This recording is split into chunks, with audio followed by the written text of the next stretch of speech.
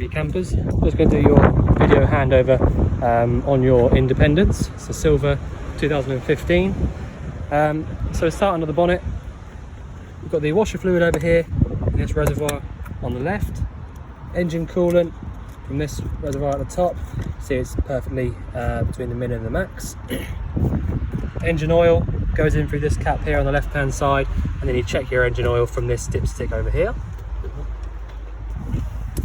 Brake fluid is over here, attached to the servo down the bottom, and then you've got your power steering fluid up here on the right hand side.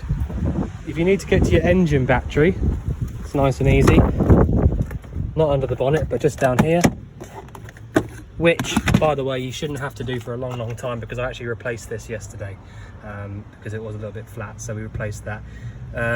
So yeah, it's a brand new engine battery, but that is where you need to get to it if you did need to jump start it. That's where that is. Just pop that back down. So that's where that is. You've got your electric adjusting mirrors, so right hand mirror, left hand mirror, and then you've got this as like a little joystick basically to sort of move it exactly how you want it. Windows, obviously your door handle. You've also got washers and wipers on the right hand stalk, lights and indicators on the left hand stalk, cruise control just on here on this left hand stalk, and then you've got this one at the bottom here, which is all for your radio, so you can go through and skip songs, you know, change the source, all that kind of stuff. 13,000 miles, which is incredible really. 6-speed manual gearbox. Reverse is lift up like that and then over up to the top left. Air conditioning from the button, the AC button there in the middle. Fan speed setting in the middle, fan setting and temperature setting.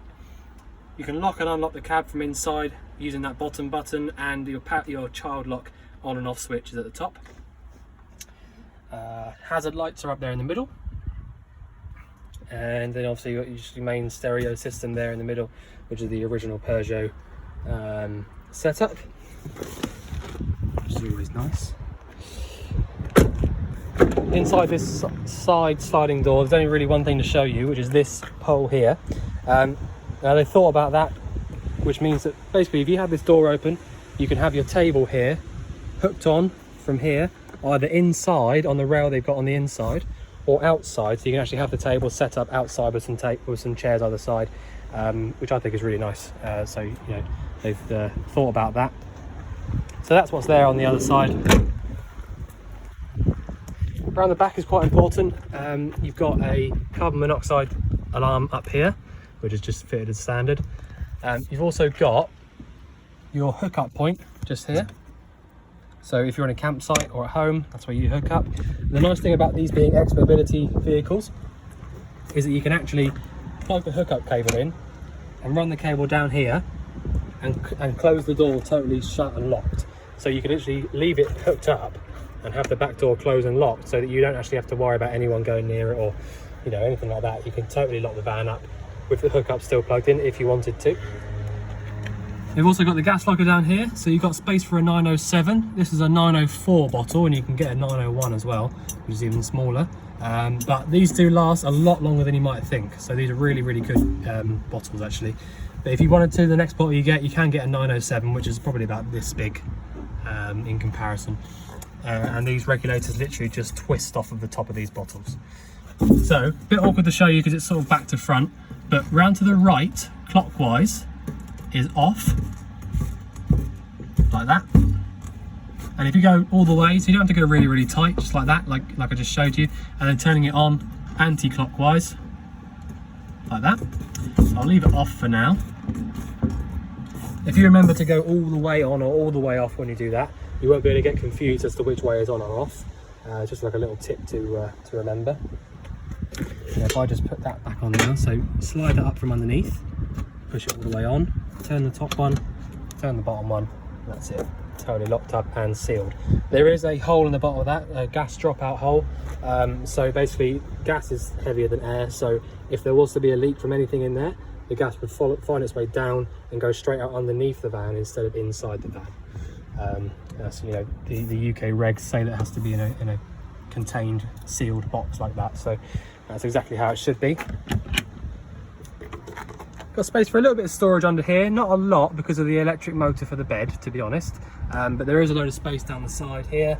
You can put as much as you want in there, really. It doesn't actually affect the mechanism or anything, but yeah, that's why there's not so much space, just because of the electric motor for the bed.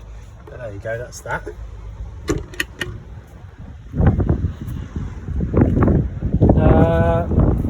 The bonnet release for this vehicle is just under this flap on the behind the passenger door, sorry. So you just pull that to release the actual bonnet itself, and then obviously undo it from under, you know, at the front. Okay, so if I just show you the first sort of basic bits, really, you've got a piezo ignition for your hobs. All right, so that's this button here. You can't see it really on the video, I don't think, but basically these are your little igniters, and when you push that button down, it lights it up.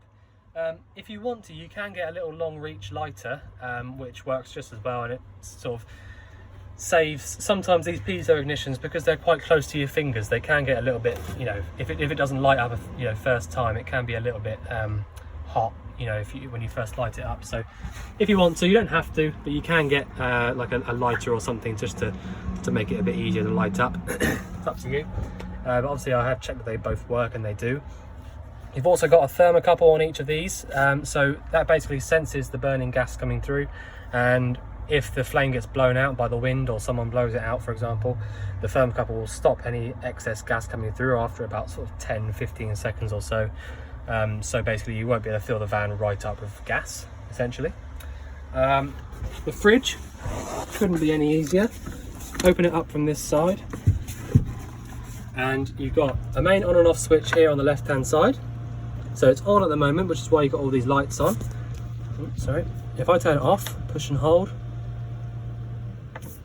that's it. That's turning the fridge off. If I turn it back on again, that's back on. That's it. I've literally had this fridge on probably 5 minutes, and it's already getting cold inside here. This is the freezer compartment at the top, and the rest of it is just normal fridge. So yeah, you know, they get cold so quickly, these little compressor fridges. Can't go wrong with them at all. Now that will work whilst your engine's running as well. So if you know, for example, driving to a campsite wherever, up north, whatever, when you get to where you're going, the fridge will still be freezing cold. So yeah, it's a really nice thing to have. The tap and the sink works by having the, fresh water pump switch on, the very left hand button. So if I turn that off, water won't come through the tap. Turn it on, water comes through the tap. So you know, that's literally it. That's a case of literally turning that button on the left hand side on, and that gives power to your pump, which sits inside the freshwater tank, which is this right hand tank. So as you can see, there is water inside it at the moment, which is why it's drawing water through. The other tank here with the grey pipe going into it is your waste tank. So it's slightly bigger than your fresh tank actually, but you know, it doesn't make a huge difference. You have got a light inside here as well, which is powered by one of these switches. Not sure which one. Oh, it's actually the cabin lights switch. So basically, if you want to empty either of these out, undo this main strap, take the bottles out, undo the caps, and then, you know, it's as simple as emptying it or cleaning it and then putting them back, making sure that you put the waste pipe fully into the hole, and also that you screw that lid on there as well, because it can get a bit splashy when you're driving, for example. Other than that, that's the water system. It's, you know, really simple, and then you could just slide this back down. The other buttons up here are just for the lights, to be honest, so you can literally just go through and turn them all off if you want all of the lights off, or, you know, leave just a couple of them on. It's, you know, it's up to you. So I'll pop these back down for a minute. So if you have the hookup cable plugged into the van, you'll have access to using these sockets up here, and also on these particular vans, these Independences, when you plug the hookup cable in, you've got a little dial on here, which has got the voltage written in it. So at the moment it's on 12.1. So if you plug the hookup cable in and that voltage doesn't go up whatsoever and it stays exactly where it is, then you need to come in here and just press that main button on the charger there, which is the main top one at the top. So press the select button, and then once you've done that, just check the voltage again. If that starts going up to about 13, then that's definitely working. I have obviously tried, used that and made sure it all works, and it does. So that's that. You've also got under here your RCD and MCBs, so they're all working as they should as well. The main on and off switch for your charger is that one just underneath it as well. It's like an isolator switch. Yeah, that's about it really, pretty simple. Down here is a split charger, so when your engine's running, it means that it's sending power up to that split charger and into your leisure battery, which sits underneath this box. So essentially, anytime that your engine's running, both engine and leisure batteries are being charged up, and that also means that you can use your fridge where the engine's running as well. So that's it for in that cupboard as well. So again, just slide that down. Lights above your head are all just powered on this, on the individual buttons like I showed you a minute ago. And then I suppose the last thing really is just the bed. You use this button.